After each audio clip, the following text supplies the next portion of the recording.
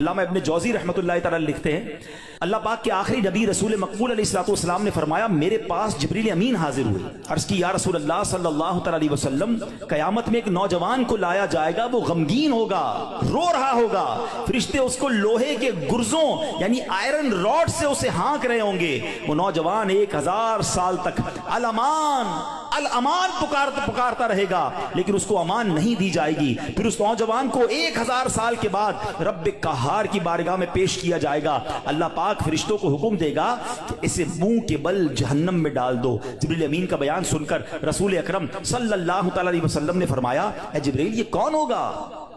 عرض کیا حضور وہ آپ کا ایک امتی ہوگا۔ فرمایا اس کا گناہ کیا ہوگا؟ عرض کی یا رسول اللہ صلی اللہ تعالی علیہ وسلم یہ وہ بدنصیب ہے جس کی زندگی میں رمضان المبارک تو تشریف لایا مگر توبہ و استغفار کی بجائے ماہ رمضان کو اس نے گناہوں میں گزار دیا۔ رمضان میں گناہ نہیں کرنے، یہ بات سمجھ لو۔ آج میرے پیارے اسلامی بھائیوں بات بڑی سمجھنے والی ہے۔ مجھے ایک بات بتائیں، کوئی کہیں بھی گناہ کرے، گناہ ہوتا ہے، غلط ہے، مگر کوئی مکہ پاک میں جا کے گناہ کرے، حدود حرم میں جا کے گناہ کرے، ایک گناہ 1,00,000 گناہ کے برابر ہو جاتا ہے، سزا زیادہ ہو جاتی ہے۔ آپ کی مسجد کے باہر روڈ پہ کھڑے ہو کے معاذ اللہ کوئی گالی نکالے حرام، لیکن مسجد کے اندر آ کر نکالے، آپ کیا کہیں گے؟ خدا کا خوف کرو اللہ کے گھر میں۔ تو اسی طرح کچھ مقام کی اہمیت ہوتی ہے، کچھ وقتوں کی اہمیت ہوتی ہے، کچھ مہینوں کی اہمیت ہوتی ہے۔ رمضان ہمیں بخشوانے آیا ہے۔ اچھا ایسا تو ہے نہیں کہ جیسے رمضان کا چاند نظر آئے گا میری جناب جتنی بھی گناہوں کی عادتیں وہ آٹومیٹکلی بند ہو جائیں گی۔ جس کی جھوٹ بولنے کی عادت ہے، جس کی حرام دیکھنے کی عادت ہے، جس کی لڑائی کرنے کی عادت ہے، جس کی معاذ اللہ برے کام کرنے کی عادت ہے، وہ رمضان میں کیسے بچائے گا اپنے آپ کو؟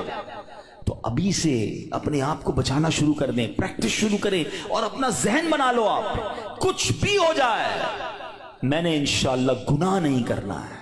رمضان میں اپنے آپ کو گناہوں سے بچانا ہے۔ میرا موبائل اگر گناہوں کی طرف لے جاتا ہے مجھے موبائل نہیں چاہیے، میں بھلے وہ چھوٹا والا موبائل لے لوں یا کم از کم یہ پیجز اور یہ بہت سارے جو سافٹ ویئر اپنے موبائل سے نکال دوں، کیونکہ کہیں میرا موبائل ہی مجھے گناہ نہ کروا دے۔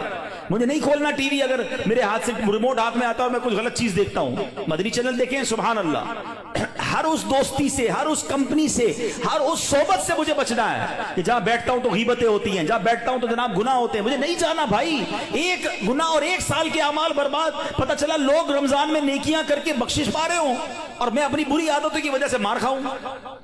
یہ بہت سخت عذاب ہے۔ دیکھیں آپ نے سنا نا کہ 1000 سال تک وہ الامان پکارتا رہے گا مگر اس کی پکار نہیں سنی جائے گی۔ خدا را یہ مہینے میں قدر کرنی ہے، یہ مہینہ میری اور آپ کی بخشش کے لیے آیا ہے، یہ ہمارے اعمال نامے کو بہت زیادہ انشاءاللہ امپروو کرنے کے لیے آیا ہے۔ اللہ کرے کہ ہم اس مہینے کے بارے میں سوچیں۔ ایک اور انداز میرے آقا کا کیا تھا، بی بی عائشہ صدیقہ رضی اللہ تعالیٰ عنہا فرماتی ہیں جب رمضان کا مہینہ تشریف لاتا تو پیارے آقا علیہ الصلوۃ والسلام عبادت پر کمر باندھ لیا کرتے ہیں۔ نبی پاک عبادت تو ویسے بھی بڑی فرمایا کرتے تھے۔